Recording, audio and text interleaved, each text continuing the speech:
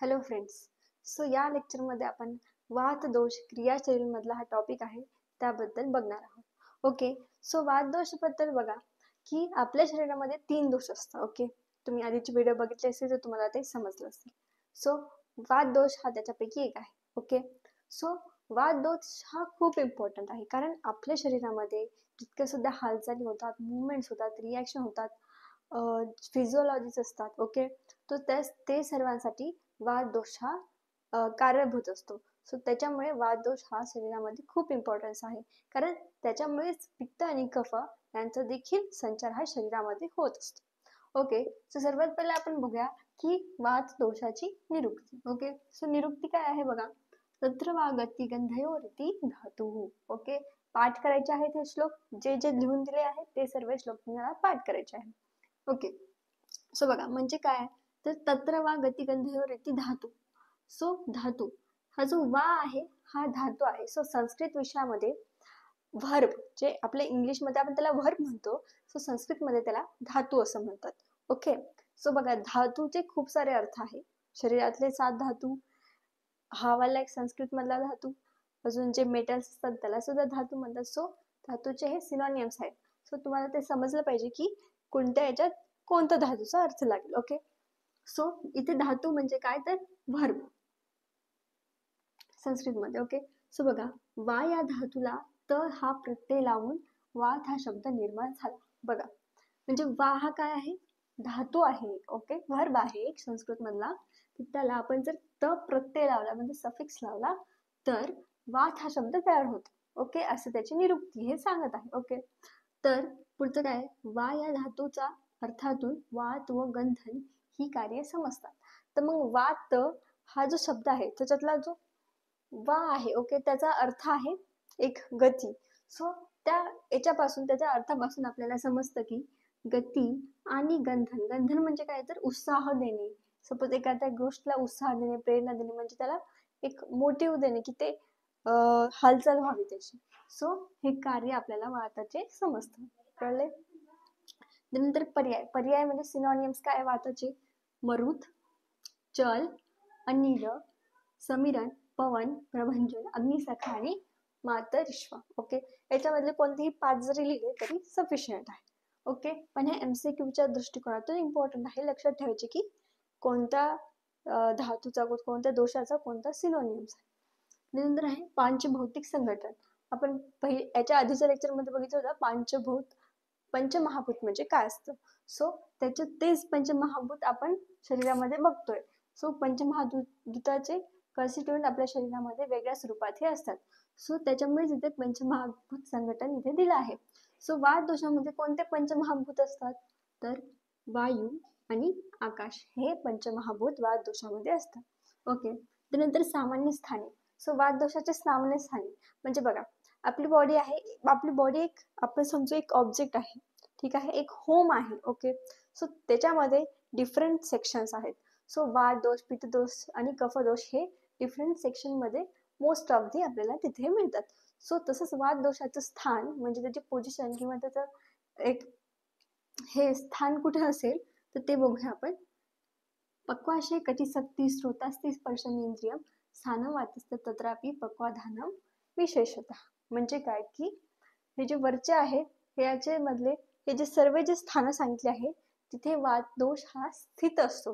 तिथे आपल्याला most of the cases मध्ये वात दोष हा पाहायला मिळतो.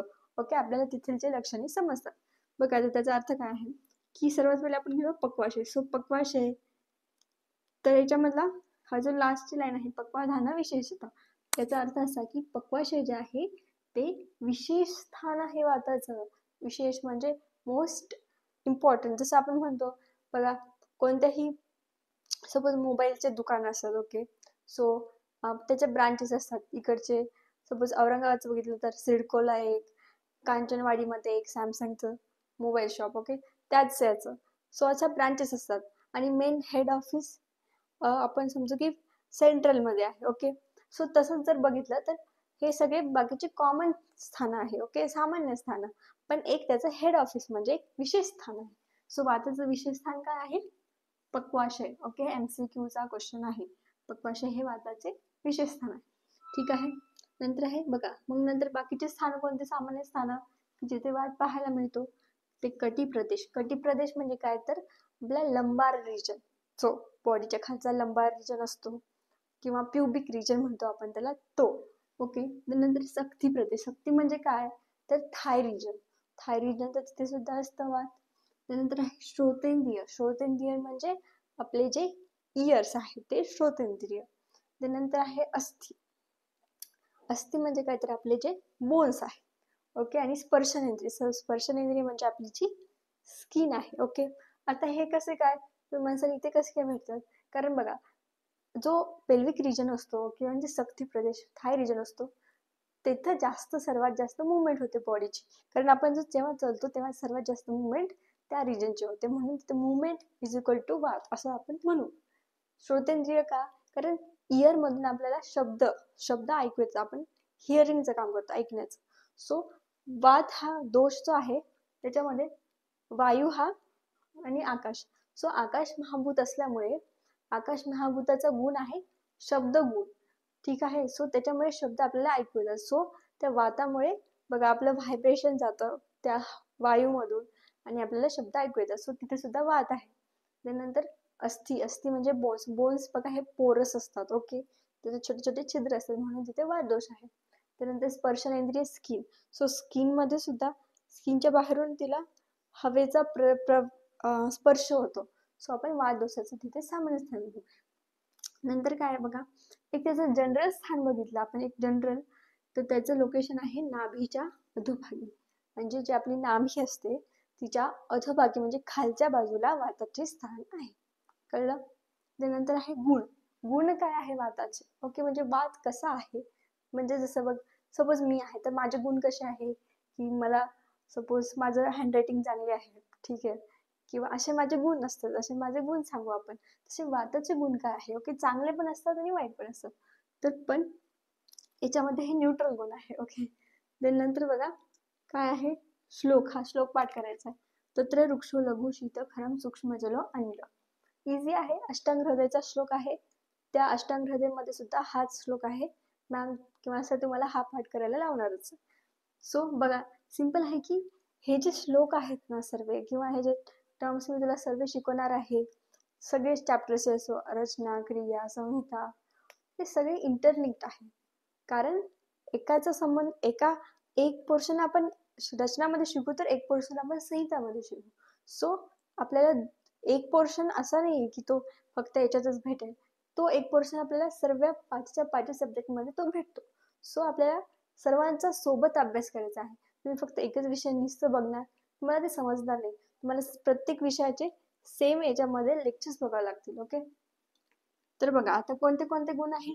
फर्स्ट आहे वृक्ष. वृक्ष म्हणजे काय तर ड्रायनेस. ओके. वृक्षता. वृक्षता हा वाताचा गुण आहे. म्हणजे बघा वात जो आहे तो आपल्या बॉडीमध्ये ड्रायनेस निर्माण करतो. त्यानंतर आहे लघुता म्हणजे लाईटनेस.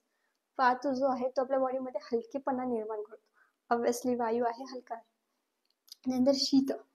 जो वात दोष आहे तो शीत गुणाचा आहे, म्हणजे तो हीट उत्पन्न करत नाही. ओके. तो कूल डाऊन करतो बॉडीला. नंतर खरं. खरं म्हणजे काय तर रफनेस सुद्धा तो प्रोव्हाइड करतो वात दोष. ओके. कारण जो आपल्या बॉडीमध्ये ते स्निग्धता असते. ओके. म्हणजे सपोज आपल्या बॉडीमध्ये बघा वेगवेगळ्या म्युकस मेम्ब्रेन्स असतात. सो ते स्निग्ध झाले, पण जेव्हा वात ते जास्त झालं, एक्सेस झाल्यावर वातदोष तिथे जातो आणि त्याला कमी करतो. ओके. नंतर बघा सूक्ष्म. सूक्ष्म म्हणजे मायन्यूट. वातदोष ऑब्विसली मायन्यूट आहे, डोळ्यांनी तो दिसत नाही. त्यानंतर आहे चल. चल म्हणजे काय तर मोबाईल आहे तो, म्हणजे हालणारा, हालचाल करणारा. ठीक आहे. नंतर काय विशद. विशद म्हणजे काय तर क्लिअरनेस. म्हणजे काय करतो तो आपल्या जे बॉडी मधले जे कोणते पण जास्त आपण म्हणतो चिकटपणा किंवा हे, तर तो क्लिअर करतो, तो साफ करतो, स्वच्छ ठेवतो. ओके. त्यानंतर आहे विष्टंभ. विष्टंभ म्हणजे स्तंभ. म्हणजे काय करतो तो बघा आपल्या बॉडीमध्ये बघा कधी कधी कॉन्स्टिपेशन होतं आपल्याला. ठीक आहे.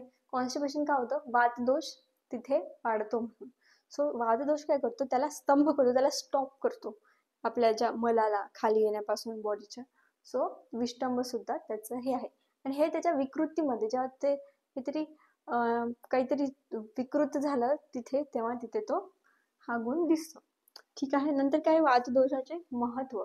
सो आता वातदोष आहे बॉडीमध्ये काय आहे, त्याचं महत्व काय असणार ते बघूया. ठीक आहे. बघा काय, पित्तम पंगू, कफ पंगू, पंगवो मलधातवः, वायुना यत्र नियंते तत्र गच्छति मेघवत. म्हणजे काय तर शरीरामध्ये पित्त व कफदोष तसेच धातू व मलांना त्यांची कार्य घडून आणण्यासाठी वातदोषावर जमून राहायला लागते. का तर पित्त, कफ, धातू व मल यांना स्वतःची गती नसते. बघा काय आहे, पित्तदोष, कफदोष, शरीरातले 7 धातू आणि 3 मल. Okay main. सो हे जे चारही कंटेंट आहे याला स्वतःची गती नाही, म्हणजे ते हालचाल करू शकत नाही, एका ठिकाणाहून दुसऱ्या ठिकाणी ट्रान्सफर होऊ शकत नाही.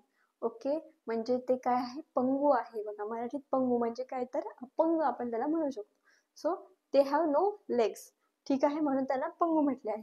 सो त्याच्यामुळं जो वात दोष आहे तो काय करतो की तो त्यांच्या सोबत मिक्स होऊन त्यांना दुसऱ्या एका ठिकाणाहून दुसऱ्या ठिकाणी प्रसार करतो. ठीक आहे, घेऊन जातो. सो दॅट्स वाय हा जो वात दोष आहे तोच एक त्यांना नियंत्रित करतो. बघा त्यांना अवलंबून राहावं लागते, म्हणजे या सगळ्या पित्तदोष, कफदोष, धातू मलांना वातावर निर्भर लावायला लागते की तो त्यांना एका ठिकाणाहून दुसऱ्या ठिकाणी पसरवेल. ओके, सो हे वातदोषाचे महत्व आहे. ओके, तर या लेक्चरमध्ये आपण एवढंच बघू. पुढच्या लेक्चरमध्ये आपण पार्ट 2 मध्ये वातदोषाचे वृद्धी, क्षय आणि प्रकार बघू. ओके, व्हिडिओला लाईक करा, शेअर करा आणि सबस्क्राईब करा आणि प्लेलिस्ट जाऊन चेक करा. ओके, सर्व लेक्चर्स हे आहेत ऑलरेडी, तुम्ही ते बघून घ्या, तेव्हा तुम्हाला सर्व हे समजेल, डोक्यात जाईल. Okay, thank you.